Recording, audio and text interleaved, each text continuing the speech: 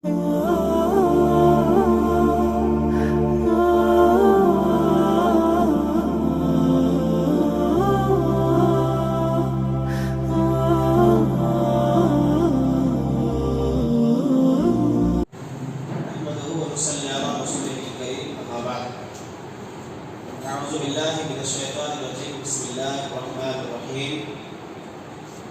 أوى الفتية إلى الكهف فقالوا ربنا آتينا من لدنك رحمة وهيئ لنا من أمرنا رشدا. تمام قسم کی تعریف حمد و ثنا اللہ رب العالمین کے لیے ہے، جس نے ہمارے و انسان کو اس دنیا کے اندر پیدا فرمایا، ہمارے لیے انگیت نعمتیں مہیا فرمائی، ہمارے رشد و ہدایت کے لیے بہت سارے انبیاء اور رسول کو اس دنیا کے اندر مبعوث فرمایا۔ درود سلام نازل ہو اللہ رب العالمین کے بھیجے گئے تمام نبیوں اور تمام رسولوں پر، بالخصوص ہمارے اور آپ کے آخری نبی جناب محمد رسول اللہ صلی اللہ علیہ وسلم پر، ان کے آل و اصحاب اور ان کے متبعین پر۔ معزز سامعین، بزرگوں، نوجوان ساتھیوں، آج انشاءاللہ میں آپ لوگوں کے سامنے اسلام کی اشاعت میں نوجوانوں کا کردار، اس سلسلے میں چند باتیں آپ کے سامنے رکھوں گا۔ اللہ تعالیٰ سے دعا ہے اللہ تعالیٰ ہمیں صحیح کہنے اور ہم سب کو کہنے سننے سے زیادہ عمل کرنے کی توفیق عطا فرمائے، آمین۔ جو میں نے آپ کے سامنے آیت کریمہ پڑھی ہے سورۃ الکہف کی ہے، اللہ رب العالمین اس کے اندر فرماتا ہے اِذْ أَوَى الْفِتْيَةُ إِلَى الْكَهْفِ فَقَالُوا رَبَّنَا آتَيْنَا مِن لَّدُنكَ رَحْمَةً وَهَيِّئْ لَنَا مِنْ أَمْرِنَا رَشَدًا۔ اللہ رب العالمین فرماتا ہے کہ چند نوجوانوں نے جب ایک غار میں پناہ لیا اور ان لوگوں نے اللہ رب العالمین سے دعا مانگی کہ اللہ رب العالمین اپنی جانب سے تو ہم پر اپنی رحمت عطا فرما اور ہمارے کام کو ہمارے لیے آسان فرما۔ یہ چند نوجوان کون تھے؟ سورہ کہف جن کے نام سے مشہور ہے، یہ چند نوجوان تھے جنہوں نے ایمان کو بچانے کے لیے، اپنی توحید کو بچانے کے لیے اپنے وقت کے بادشاہ سے دشمنی بول لی تھی، اور بادشاہ نے جب ان کو سزا دینے کے لیے اور ان کے اوپر ظلم و ستم کرنے کے لیے کوششیں کی، تو یہ چند نوجوان جو تھے بادشاہ کے ظلم و ستم سے بچنے کے لیے ایک پہاڑ کے غار میں جا کر کے چھپ گئے، اور وہاں پر ان لوگوں نے اللہ رب العالمین سے دعا مانگی۔ تو اسی کا ذکر اللہ رب العالمین نے اس آیت کریمہ کے اندر بیان فرمایا ہے۔ نوجوانوں کے تعلق سے جو باتیں میں آپ کے سامنے رکھنا چاہوں گا، وہ سب سے پہلے چیز تو یہ ہے کہ اسلام میں نوجوانوں کی بڑی اہمیت بیان کی گئی ہے۔ اسلام نے نوجوانوں کو عزت کی نگاہ سے، قدر کی نگاہ سے دیکھا ہے، کیونکہ نوجوانی کا دور، جوانی کا دور ایک ایسا دور ہوتا ہے کہ اس دور میں انسان کچھ بھی کرنے کا ایک جوش اپنے دل میں جذبہ رکھتا ہے، اور دنیا کے اندر آپ دیکھیں گے کہ جتنے بھی انقلاب ہوئے ہیں دنیا کے اندر، جتنی بھی تحریکیں اٹھی ہیں، کامیاب ہوئی ہیں، وہ تمام تحریکوں کو شروع کرنے والے یا ان انقلابات کو شروع کرنے والے نوجوان ہی رہے ہیں ہمیشہ سے۔ اللہ کے نبی صلی اللہ علیہ وسلم کی زندگی کو آپ خود دیکھیے، جب آپ نے نبوت اور رسالت کا اعلان کیا تو آپ کے اوپر جن لوگوں نے ایمان لایا، دار ارقم میں جو لوگ دین سیکھتے تھے، ان میں سے اکثر نوجوان تھے۔ حضرت عثمان غنی، حضرت عبدالرحمن بن عوف، حضرت سعد بن وقاص، یہ جیسے لوگ تھے، یہ سارے کون تھے؟ یہ جوان لوگ تھے۔ تو کوئی بھی تحریک جو پروان چڑھتی ہے، کوئی بھی انقلاب جو کامیابی کی طرف بڑھتا ہے، وہ نوجوانوں کے بغیر ممکن نہیں ہے۔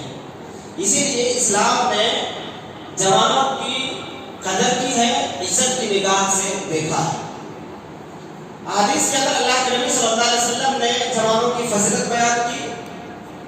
اللہ کے نبی صلی اللہ علیہ وسلم نے فرمایا کہ قیامت کے دن عرش کے سائے میں 7 قسم کے لوگ ہوں گے، ان میں سے ایک جوان آدمی ہوگا۔ اللہ کے نبی صلی اللہ علیہ وسلم نے فرمایا وَشَابٌ نَشَأَ فِي عِبَادَةِ رَبِّهِ، قیامت کے دن جہاں انسان نفسی کے عالم میں ہوگا، انسان پریشان ہوگا، انسان سایہ حاصل کرنے کے لیے پریشان ہوگا، پسینے کا یہ عالم ہوگا۔ اللہ کے نبی فرماتے ہیں کوئی اپنے ٹخنے تک، کوئی اپنے گھٹنے تک، کوئی اپنی کمر تک، کوئی اپنے گردن تک، اور کوئی آدمی جو ہے اپنے پسینے میں ڈبکیاں لگا رہا ہوگا۔ ایسی صورت میں، ایسے حالات میں کچھ خوش نصیب ایسے ہوں گے جن کو اللہ رب العالمین اپنے عرش کے سائے میں جگہ دے گا۔ ان میں سے جو 7 قسم کے لوگ ہوں گے ان میں سے ایک ہوگا نوجوان۔ کون سا جوان؟ اللہ کے نبی صلی اللہ علیہ وسلم نے فرمایا وَشَابٌ نَشَأَ فِي عِبَادَةِ رَبِّهِ، وہ جوان جس نے اپنی جوانی کو اللہ کی عبادت میں، اللہ کی بندگی میں گزارا اور اللہ اور اس کے رسول کی فرما برداری میں اپنے وقت کو لگایا۔ اسی طریقے سے اللہ کے نبی صلی اللہ علیہ وسلم نے جوانی کے تعلق سے فرمایا کہ 5 چیزوں سے پہلے غنیمت جانو۔ ان میں سے ایک جوانی کو بھی قرار دیا اللہ کے نبی فرمایا کہ جوانی کو غنیمت جانو اپنے بڑھاپے سے پہلے۔ اسی طریقے سے جو قیامت کے دن 5 سوالات انسان سے ہوں گے ان میں سے ایک سوال جوانی کے تعلق سے ہوگا۔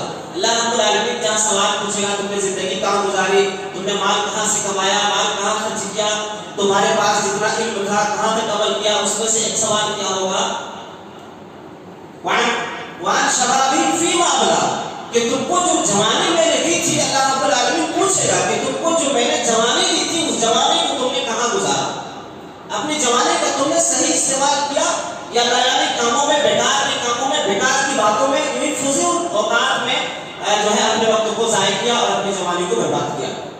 تو بہرحال بتانے کا مقصد یہ ہے کہ اسلام میں جوانوں کی بڑی قدر کی گئی ہے، عزت کی نگاہ سے دیکھا گیا ہے، اور اللہ کے نبی صلی اللہ علیہ وسلم نے خود اللہ رب العالمین نے قرآن مجید کے اندر جوانوں کے تعلق سے باتیں بتائی ہیں۔ ہمیں اور آپ کو چاہیے کہ اپنی جوانی کا صحیح استعمال کریں، اپنے وقت کا صحیح استعمال کریں۔ اللہ رب العالمین نے جو ہمیں اور آپ کو صحت مند بنایا ہے، صحت و عافیت کی ہے، ہمارے پاس وقت ہے، ہمارے پاس جو ہے طاقت ہے، ہمارے پاس قوت ہے، ہم جوان ہیں، تو اس کا صحیح استعمال ہونا چاہیے اور اس کا جو ہے اچھا فائدہ اٹھانا چاہیے۔ اس سلسلے میں میں آپ کے سامنے چند واقعات رکھوں گا اور اپنی بات کو میں ختم کروں گا۔ صحابہ کرام جو جوان صحابہ تھے، نوجوان صحابہ تھے، ان میں سے ایک مصعب بن عمیر رضی اللہ عنہ تھے۔ مصعب بن عمیر رضی اللہ عنہ ایک بہت ہی مالدار گھرانے کے آدمی تھے، بہت ایک قسم کا ایک شہزادہ تھے، تمام قسم کی نعمتیں ان کے پاس میسر ہیں۔ تاریخ کی کتابوں میں ہے کہ مکہ کے اندر ایسا جوان تھا، یہ مصعب بن عمیر اتنے مالدار تھے کہ مکہ کے اندر ان سے زیادہ اچھی خوشبو کسی کو میسر نہیں ہوتی تھی، ان سے زیادہ اچھے کپڑے کوئی پہننے والے نہیں تھے۔ ان کے کپڑے اس زمانے میں، آج سے 1400 سال پہلے، اس زمانے میں ان کے کپڑے یمن سے سل کر کے آتے تھے، تیار ہو کر کے آتے تھے۔ مکہ میں ان کے کپڑے نہیں کرتے تھے، یمن سے تیار ہو کر کے آتے تھے۔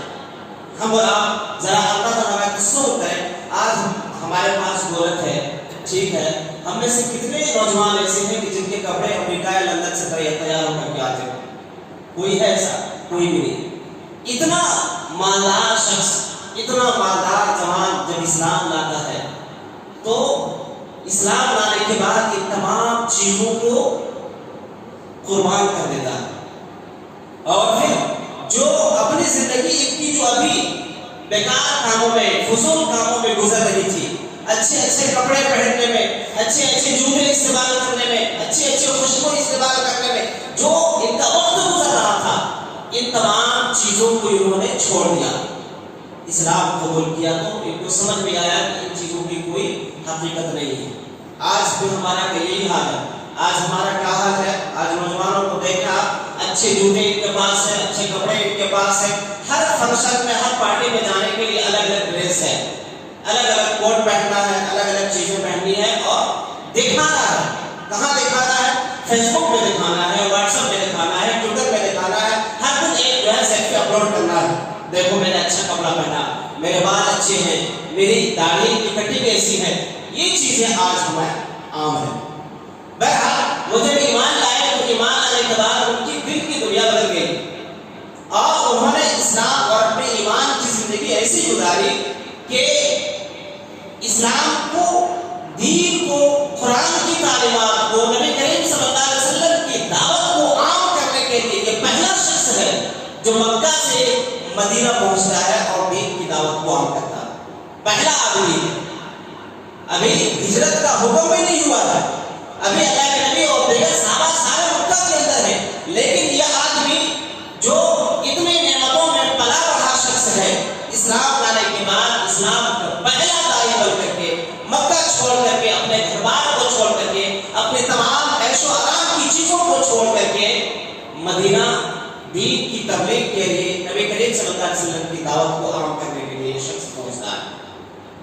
اور جب ان کا انتقال ہوتا ہے جگہ احد میں، جب یہ شہید ہوتے ہیں تو ان کی حالت کیا تھی؟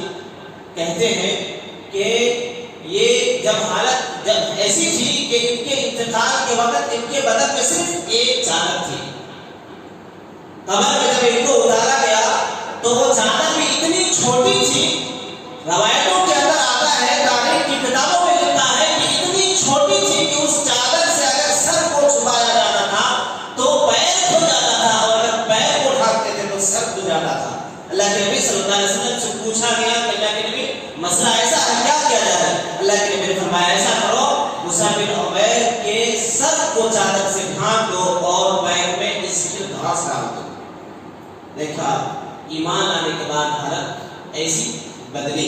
حضرت عبد الرحمن بن عوف رضی اللہ عنہ اس واقعے کو یاد کر کے رویا کرتے تھے اور کہتے تھے کہ مصعب بن عمیر ہم سے اچھے تھے اور انتقال ہوئے تو ایسا ان کے ساتھ ہوا۔ وہ کہتے تھے کہ آج ہمیں دنیا مل گئی ہے اور میں اس بات سے ڈرتا ہوں کہ کہیں اللہ رب العالمین نے ہمارے نیک اعمال کے بدلے میں یہ دنیا ہی تو عطا نہیں کر دیا۔ بہرحال اس طریقے کے بہت سارے واقعات ہمیں اور آپ کو سیرت کی کتابوں میں، تاریخ کی کتابوں میں ملیں گے۔ انہی نوجوان صحابہ میں سے ایک صحابی ہے حضرت عبداللہ بن حذافہ صحابی رضی اللہ عنہ۔ حضرت عمر فاروق رضی اللہ عنہ کے دور خلافت کا زمانہ ہے، رومیوں سے جنگ ہوتی ہے، اور ایک جنگ میں حضرت عبداللہ بن حذافہ رضی اللہ عنہ اپنے چند ساتھیوں کے ساتھ رومی کے قبضے میں چلے جاتے ہیں، پکڑے جاتے ہیں، قیدی بنا دیے جاتے ہیں۔ رومی بادشاہ کے سامنے ان کو پیش کیا جاتا ہے، ان کے ساتھیوں کو پیش کیا جاتا ہے، ان کو اسلام سے دور کرنے کے لیے کافی مشقتیں کی جاتی ہیں، بہت سارا لالچ بھی دیا جاتا ہے، بہت سارا جو ہے ان کو ڈرایا بھی جاتا ہے، دھمکایا جاتا ہے، ظلم و ستم بھی کیا جاتا ہے، یہ نہیں مانتے۔ آخرکار رومی بادشاہ ایک بڑے سے برتن میں، ایک بڑے سے کڑاہی میں یا ایک بڑے سے دیگ میں جو ہے تیل کو گرم کرنے کا حکم دیتا ہے۔ تیل جب کھولنے لگتا ہے تو عبداللہ بن حذافہ سے کہا جاتا ہے کہ تم اب بھی وقت ہے اسلام سے پھر جاؤ، نصرانیت کو، عیسائیت کو قبول کر لو، ورنہ اس کھولتے ہوئے تیل کے اندر ڈال دیے جاؤ گے۔ یہ نہیں مانتے، نہیں میں اسلام سے نہیں پھرتا، جو من میں آئے تمہارا کر لو۔ ان کو ڈرانے کے لیے ان کے ساتھیوں میں سے ایک شخص کو، ایک ساتھی کو وہ ظالم بادشاہ پکڑ کر کے حکم دیتا ہے کہ اس کھولتے ہوئے تیل میں ڈال دو۔ ان میں سے ان کے ساتھیوں میں سے ایک ساتھی کو اس کھولتے ہوئے تیل میں ڈال دیا جاتا ہے۔ وہ کھولتے ہوئے تیل میں وہ شخص پہنچتے ہی صرف ہڈیوں کا ایک ڈھانچہ رہ جاتا ہے۔ اتنا دیکھنے کے باوجود پھر ان کو ڈرایا جاتا ہے، آنکھوں کے سامنے یہ واقعہ، یہ منظر پیش آیا ہے، لیکن پھر بھی اپنے ایمان سے پھرنے کو تیار نہیں ہوتے۔ آخرکار باری آتی ہے کہ اب اس شخص کو بھی اس کھولتے ہوئے تیل میں ڈال دو۔ ان کو پکڑ کر کے ڈالنے کی تیاری ہوتی ہے، اتنے میں ان کی آنکھوں سے آنسو نکلنے لگتے ہیں۔ بتایا جاتا ہے بادشاہ سلامت، لگتا ایسا ہے کہ عبداللہ ڈر گیا ہے اور اب یہ عیسائیت کو، اس نصرانیت کو قبول کرنا چاہتا ہے۔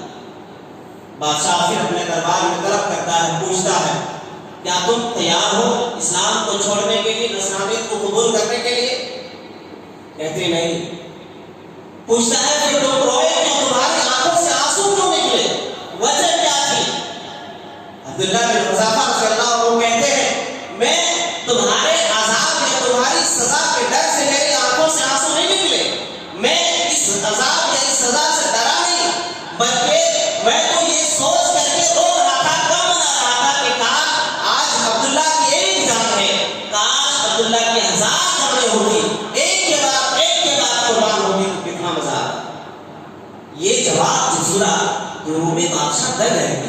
یہ شخص کیسا ہے اور یہ کون سے دین کو، کون سے مذہب کو ماننے والا ہے، کون سے نبی کو ماننے والا ہے کہ اتنا سب کچھ ہونے کے باوجود بھی یہ شخص اپنے دین سے پھرنے کو تیار نہیں ہے۔ رومی بادشاہ آخرکار مجبور ہوتا ہے اور اللہ رب العالمین حضرت عبداللہ بن حذافہ کو اس مصیبت سے، اس پریشانی سے نکالتا ہے۔ آخر میں رومی بادشاہ کہتا ہے ایسا کرو تم میرے سر کا بوسہ لو تو میں تم کو چھوڑ دوں گا۔ پھر یہ شرط رکھتے کہ دیکھو میں تمہارے سر کا بوسہ ضرور لوں گا لیکن میرے ساتھ میرے جو ساتھی قید ہیں ان سب کو چھوڑنا پڑے گا، سب کو آزاد کرنا پڑے گا۔ تیار ہو جاتے ہیں، بادشاہ تیار ہو جاتا ہے، یہ بھی تیار ہو جاتے ہیں۔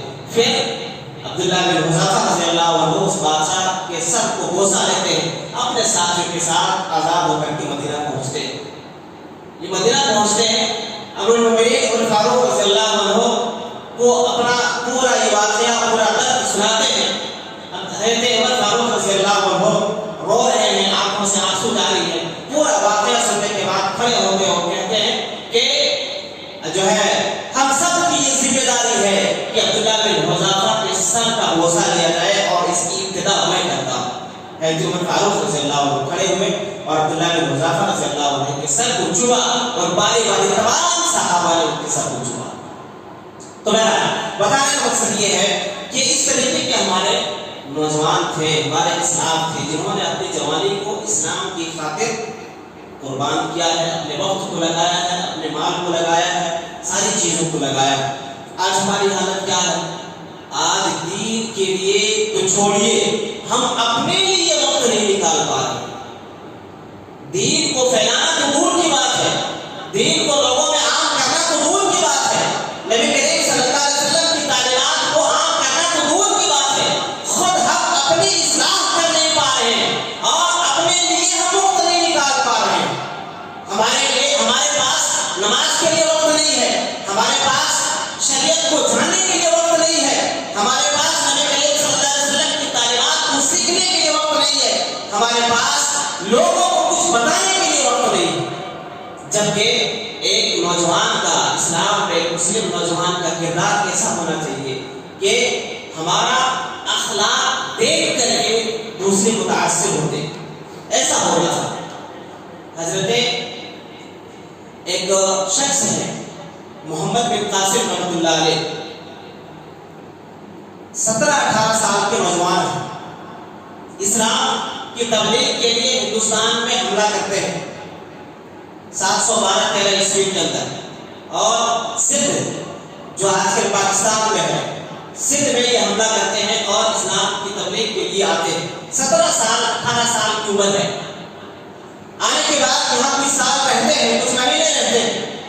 جب یہ یہاں سے واپس جاتے ہیں خلیفہ کے حکم پر کہ نہیں اب تم کو وہاں سے واپس آنا ہے، تو ان کے اخلاق سے سندھ والے لوگ اتنے متاثر تھے کہ ہر شخص رو رہا تھا، کوئی بھی ان کو واپس بھیجنے کے لیے تیار نہیں تھا کہ یہ شخص چلا جائے گا تو ہماری حفاظت کون کرے گا، ہماری مدد کون کرے گا، بے سہاروں کا سہارا کون کرے گا، غریبوں کی امداد کون کرے گا، عورتوں اور بیواؤں یتیموں کی حفاظت کون کرے گا۔ اس طریقے سے متاثر ہوا کرتے تھے لوگ اسلام سے، مسلمانوں سے۔ آج اسلام سے، مسلمانوں سے لوگ نفرت کرتے ہیں۔ کیوں نفرت کرتے ہیں؟ اس میں ہمارا کردار بہت زیادہ ہے، ہمارے اخلاق اچھے نہیں ہیں، ہمارے کاروبار اچھے نہیں ہیں، ہمارے معاملات اچھے نہیں ہیں، ہمارے لین دین اچھے نہیں، جس کی وجہ سے لوگ نفرت کرتے ہیں۔ ہم جھوٹ بولنا ہے تو مسلمان جھوٹ بولتے ہیں، چوری کرنا ہے تو مسلمان چوری کریں گے، کسی کو ڈرانا دھمکانا ہو، کسی کو ظلم کرنا ہو تو مسلمان کریں گے، ایک بھائی کے حصے کو ہضم کرنا ہو، غصب کرنا ہو تو یہ مسلمان کریں گے، بھائی کی پراپرٹی کو، بہن کی پراپرٹی کو چھیننا ہو، غصب کرنا ہو تو یہ مسلمان کریں۔ اس طریقے کے واقعات ہمارے سماج میں، ہمارے معاشرے میں پائے جاتے ہیں۔ اس سے کیا ہوتا ہے؟ لوگوں کی نظروں میں اسلام کا چہرہ مشکوک ہوتا ہے اور مسخ ہوتا ہے، اور مسلمانوں کے ساتھ ساتھ ہمارا پاک اور شک و شبہے سے بالا تر دین اور مذہب ہمارا بدنام ہوتا ہے۔ بہرحال بتانے کا مقصد یہ ہے کہ ہم اور آپ بھی کچھ کرنے کا ٹھانے، کچھ کرنے کا ارادہ اپنے دل کے اندر پیدا کریں اور ایک ارادہ بنائے کہ ہمیں بھی کچھ کرنا ہے، اسلام کے لیے نہ صحیح اپنے آپ کے لیے کچھ کرنا ہے، اپنے آپ میں ایک اچھا مسلمان بن کر کے لوگوں کو دکھانا، اللہ رب العالمین کو ایک اچھا مسلمان بن کر کے، ایک اچھا مومن بن کر کے بتانا، کم سے کم اپنے لیے اپنے اور آپ کو کچھ نہ کرنا۔ آج ہمارے پاس بہانے کیا ہے؟ بڑا افسوس ہوتا ہے کہ آج جو ہے ہم کیا کرتے ہیں، اپنے آپ کو مسلمان کہنے سے بھی لوگ ہچکچاتے ہیں، جبکہ ہمیں اور آپ کو فخر ہونا چاہیے کہ ہم مسلمان ہیں، اسلام کے ماننے والے ہیں، لیکن ہمیں آج چار لوگوں کے بیچ میں اپنے آپ کو مسلمان ظاہر کرنا یا بتانا، اس میں ہمیں ڈر لگتا ہے، ہم شرمندہ محسوس، اپنے آپ کو جو ہے شرم محسوس کرتے ہیں کہ کیسے لوگوں کے بیچ میں ہم کہیں کہ ہم مسلمان ہیں۔ یہ حقیقت ہے ہمارے معاشرے کی، تو ایسا نہیں ہونا چاہیے، بلکہ ہمارے اخلاق ایسے ہونے چاہیے، ہمارا اسلام ایسا ہونا چاہیے، ہمارا ایمان ایسا ہونا چاہیے کہ ہم کہیں بھی کھڑے ہو کر کے بول سکتے ہیں کہ ہم مسلمان ہیں، اور ہمیں اس بات کو فخر ہے کہ ہم اسلام کے ماننے والے ہیں۔ لیکن ایسا نہیں ہے، آپ دیکھیں گے، آپ چار لوگوں کے بیچ میں جب ایک مسلمان آدمی جاتا ہے تو وہ السلام علیکم نہیں کہہ سکتا، نہیں کہتا، وہ یا تو نمستے کہے گا، یا نمسکار کہے گا، یا جو بھی دوسری چیزیں ہیں، یا ان چیزوں سے بچنے کے لیے گڈ مارننگ کہے گا، گڈ ایوننگ کہے گا، گڈ نائٹ کہے گا، یہ چیزیں کہے گا، لیکن السلام علیکم نہیں کہہ سکتا۔ کیوں؟ کیونکہ وہ اس کو اپنے آپ کو شرم ہے کہ میں مسلمان ہوں، اس کو فخر اس بات کا نہیں ہے کہ میں مسلمان ہوں، وہ ڈرتا ہے اس بات کو لوگوں کے سامنے کہنے سے کہ میں اپنے آپ کو کہوں مسلمان ہوں۔ یہ حقیقت ہے کہ نہیں ہے؟ چار لوگوں کے بیچ میں ہم جاتے ہیں، وہاں ایک مسلمان بھی ہے، سلام کرنے کی کسی کو ہمت ہوتی ہے کہ سلام کرے؟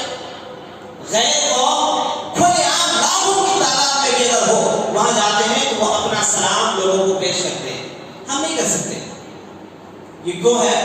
کیونکہ ہمارا ایمان اتنا کمزور ہے، ہم اسلام کو ہم نے جانا ہی نہیں، اسلام کو ہم نے سیکھا ہی نہیں، اور ہم بہانے بنا دیتے ہیں کہ اسلام کو ہم فالو کریں گے ہمارا کیریئر ختم ہو جائے گا، اسلام کو ہم وقتہ نمازی بن جائیں گے تو جو ہے دوسری پریشانیاں ہماری آ جائیں گی، ہمارا کاروبار نہیں چلے گا، ہمارا جہاز چلا جائے گا۔ یہ ساری چیزیں آج ہمارے پاس یہ بہانے ہیں، یہی بہانے ہمارے پاس، نماز پڑھائیں گے ہمارا جہاز ختم ہو جائے گا، پنج وقتہ ہم جو ہے نمازی بن جائیں گے ہمارا کیریئر ختم ہو جائے گا، ہم چہرہ بڑھا لیں گے تو پھر جو ہے لوگوں کے سامنے ہماری جو عزت ہے وہ ختم ہو جائے گی، چلی جائے گی، لوگ چار دوستوں کے ساتھ ہم پھرتے ہیں وہ نہیں ہو پائے گا۔ یہ ساری چیزیں آج ہمارے ساتھ ہو رہی ہیں، ہم اور آپ کی عزت کر رہے ہیں، جبکہ ایسا نہیں کہ آدمی شریعت کے اوپر چلے گا تو اس کا کیریئر ختم ہو جائے گا، ایسا بالکل نہیں ہے کہ آدمی اپنا چہرہ بڑھا لے گا تو وہ جو ہے اس کی عزت ختم ہو جائے گی، ایسا بالکل نہیں ہے کہ آدمی جو ہے پنجوکتا نمازی بن جائے گا تو اس کا جہاز ختم ہو جائے گا، ایسا بالکل نہیں ہے۔ موجودہ دور میں اس کی مثالیں پائی جاتی ہیں، میں آپ کے سامنے ایک دو مثالیں رکھنا چاہتا ہوں۔ سارے نوجوان بچے جانتے ہیں انگلینڈ کا ایک کرکٹر ہے موئن علی، ماشاءاللہ اس کا چہرہ دیکھیے آپ، داڑھی کتنی خوبصورت ہے۔ اسلام کے لیے اس کو بہت پریشان کیا گیا، اس کی داڑھی کے لیے اس کو بہت پریشان کیا گیا، لیکن آپ ذرا سوچیں کہ کیا اس کا جہاز ختم ہو گیا؟ کیا اس کا کیریئر ختم ہو گیا؟ وہ اپنے ایمان پر جمع رہا، اپنے اسلام پر ڈٹا رہا، اللہ نے اسے کامیابی عطا کی، اور آج جو ہے انگلینڈ ٹیم کا کیپٹن بنا ہوا ہے کہ نہیں؟ حقیقت یہ خود اس کے ملک میں وہ کہتا ہے کہ میں اکیلے جب سفر میں جاتا ہوں مجھے پریشان کیا جاتا ہے۔ ایئرپورٹ پہ ایک دفعہ 1 گھنٹے تک اس آدمی کو روکا گیا، مسلمان ہے بول کر کے روکا گیا، جبکہ ایک اسٹار جب آدمی بنتا ہے ایک کرکٹر کو، اس کا ملک کا کون شخص ایسا ہے جو اس کو نہیں جانتا ہے؟ انڈیا میں جتنے کرکٹر ہیں کون شخص ایسا ہے جو اپنے کرکٹر کو نہیں جانتا؟ بچہ جانتا ہے، بوڑھا جانتا ہے، تو کیا کوئی نہیں کو انگلینڈ میں کوئی نہیں جانتا؟ پورا ملک جانتا ہے کہ میرے ملک کا ایک پلیئر ہے، کرکٹر ہے، اس کے باوجود صرف اس کے ایمان اور اسلام کلمہ لا الہ الا اللہ پڑھنے کی بنیاد پر اسے ایئرپورٹ پہ 1 گھنٹے تک روکا جاتا ہے اور فلانے چیکنگ کے نام پہ پریشان کیا جاتا ہے۔ یہ حقیقت ہے، لیکن اسلام پہ جمع رہا آدمی، اللہ رب العالمین نے اسے ترقی دی، اس کا کیریئر بھی اچھا ہے، اس کے پاس ساری چیزیں۔ اسی طریقے سے اور ایک کرکٹر ہے ہاشم آملہ، افریقہ کا، اب دیکھیں آپ اس کی بھی ماشاءاللہ اس کی داڑھی کیا ہے، ہم سب جانتے ہیں، نوجوان طبقہ ہمارا اچھی طریقے سے جانتا ہے، اس آدمی نے ابھی پہلا میچ ابھی کھیلا بھی نہیں تھا. 2004 میں پڑھ رہا تھا جب اسے جو ہے نیشنل ٹیم میں اس کو سلیکٹ کیا گیا. ابھی صرف نام آیا ہے، ابھی ایک بھی میچ کھیلا بھی نہیں ہے. اور جو اس وقت جو ہے افریقن ٹیم کا اسپانسر جو کمپنی تھی، ایک شراب کی کمپنی تھی، کیسا نام کی ایک کمپنی تھی، اس کمپنی کا لوگو لگانا ہر کسی کو جو ہے اپنی جرسی میں اپنے ٹی شرٹ پہ لگانا ضروری تھا. اس آدمی کو ماشاء اللہ کو خالی ابھی سلیکٹ کیا گیا، کوئی میچ کھیلا بھی نہیں ہے. اس آدمی نے سیدھے انکار کیا کہ میں جو ہے اسلام میں شراب حرام ہے اور میں شراب کا لوگو لگا کر کے لوگوں کو نہیں بتا سکتا، یعنی میں شراب کا ایڈ نہیں کر سکتا، میں یہ ٹی شرٹ بالکل نہیں پہنوں گا. ٹیم میں رکھنا ہے، رکھو نہیں رکھنا ہے مطلب. آخر میں معاملہ طے ہوا اور اس بات پہ معاملہ طے ہوا کہ آپ کو فی میچ $500 آپ کو بطور جرمانہ ادا کرنے پڑیں گے. $500 ہر میچ میں آپ کو دینا پڑے گا. کس وجہ سے؟ آپ لوگوں نہیں لگاتے ہیں تو. اگر لگاتے ہیں تو کوئی بات نہیں. آدمی تیار ہوا، لوگوں نہیں لگاؤں گا، میں پیسے دوں گا، صحیح ہے. تو ہمارے اور آپ کے ذہن میں یہ جو شیطان نے وسوسہ ڈال دیا ہے، یہ شک و شبہ ڈال دیا ہے کہ ہم چہرہ چھوڑ دیں گے، ہم نمازی بن جائیں گے، ہم اسلام کے اصولوں کو اپنا لیں گے، اسلام کی تعلیمات کو اپنا لیں گے، ہمارا کیریئر ختم ہو جائے گا، ہمارا جان چلا جائے گا، لوگوں کے سامنے سے ہماری عزت ختم ہو جائے گی. یہ شیطان نے وسوسہ ڈالا ہوا ہمارے ذہن میں، ہمارے دماغ میں. ایسا کچھ بھی نہیں ہے. اور اسی سلسلے میں ابھی چند دنوں پہلے رشیا کا ریسلر خبیب کا سب لوگوں نے دیکھا. وہ آدمی کیا اسلام کی وجہ سے اس کا کیریئر ختم ہوا، اس نے خود جو ہے اپنے کیریئر کو ختم کیا، اس نے ریٹائرمنٹ کا اعلان کیا. اس نے جبکہ اسلام کی وجہ سے اسے بھی بارہا موقع سے ان کو بھی تکلیف دی گئی، اسلام کو گالی دیا گیا، مسلمان ہونے کی وجہ سے ان کو ستایا گیا، لیکن وہ آدمی کھیلتا رہا، باکسنگ کرتا رہا. اور آپ کو تعجب ہوگا کہ ایسا شخص جس نے وہ 30 بار رنگ پہ اترا اور کبھی ہارا ہی نہیں آئی. اسلام کی وجہ سے اس کو سب کچھ کیا گیا، لیکن جب وہ جمع رہا اپنے اسلام پر، اپنے ایمان پر ڈٹا رہا، تو اللہ رب العالمین نے اسے کامیابی دی. تو یہ جو ہمارے ذہن میں گھومتا ہے کہ ہم اسلام کو اپنا لیں گے، یہ ساری چیزیں ہم کریں گے، نماز پڑھیں گے، روزہ رکھیں گے، اسلام کو فالو کریں گے، سنت ہم اپنے چہرے پر پڑھا لیں گے، تو پھر ہمیں پریشان کیا جائے گا، ہمارے ساتھ لوگ مذاق کریں گے. یہ شیطان جو ہے ہمارے دل میں گھر کیا ہوا وسوسہ ڈالا ہوا ہے، اس کی کوئی حقیقت نہیں ہے.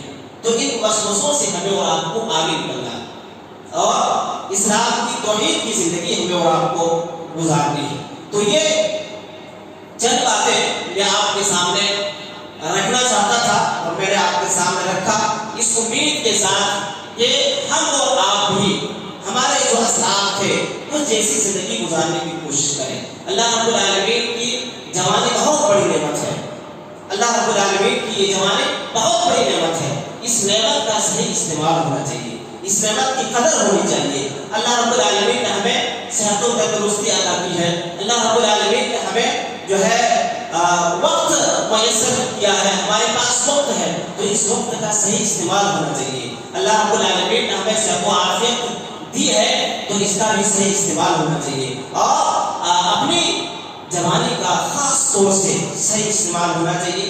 اسلامی اصول پر اپنی زندگی کو گزارنا چاہیے، اسلامی طریقے پر اپنی جوانی کو گزارنا چاہیے اور اللہ اس کے رسول کے بتائے ہوئے طریقے کے مطابق خود کے کم سے کم اوروں کی بنا تو صحیح اپنے لیے زندگی جو ہے سنوارنی چاہیے، اپنی آخرت کے لیے زندگی سنوارنی چاہیے. اسی لیے کسی شاعر نے کہا کہ تو اگر میرا نہیں بنتا نہ بن، تو اپنے من میں ڈوب کے پاجا سراغ زندگی، اپنے من میں ڈوب کے پاجا سراغ زندگی، تو اگر میرا نہیں بنتا نہ بن، اپنا تو بن.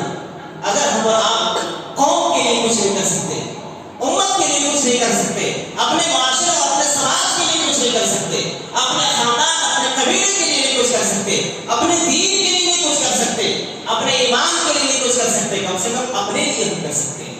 تو ہمیں اور آپ کو کم سے کم اپنے لیے کچھ کرنا ہے، اپنے لیے دیندار بننا ہے، اپنے لیے نمازی بننا ہے، اپنے لیے دینی باتوں کو اپنانا ہے، اپنے لیے اسلام کو فالو کرنا ہے، اپنے لیے نبی کریم صلی اللہ علیہ وسلم کی تعلیمات کو اپنانا ہے، اپنے لیے اللہ اور اس کے رسول کی فرمانبرداری کرنی ہے، کم سے کم اپنے لیے کرنی ہے۔ یہ چند باتیں تھی۔ آخر میں اللہ رب العالمین سے دعا ہے اللہ تعالیٰ ہم سب کو کتاب و سنت کے مطابق اپنی زندگی گزارنے کی توفیق عطا فرمائے۔ اللہ العالمین ہم سب کو، ہم بالخصوص ہم تمام نوجوانوں کو اپنی جوانی کا صحیح استعمال کرنے کی توفیق عطا فرمائے۔ اللہ العالمین ہمیں جو دنیا صحت و عافیت عطا فرمائی ہے اس کا صحیح استعمال کرنے کی توفیق عطا فرمائے۔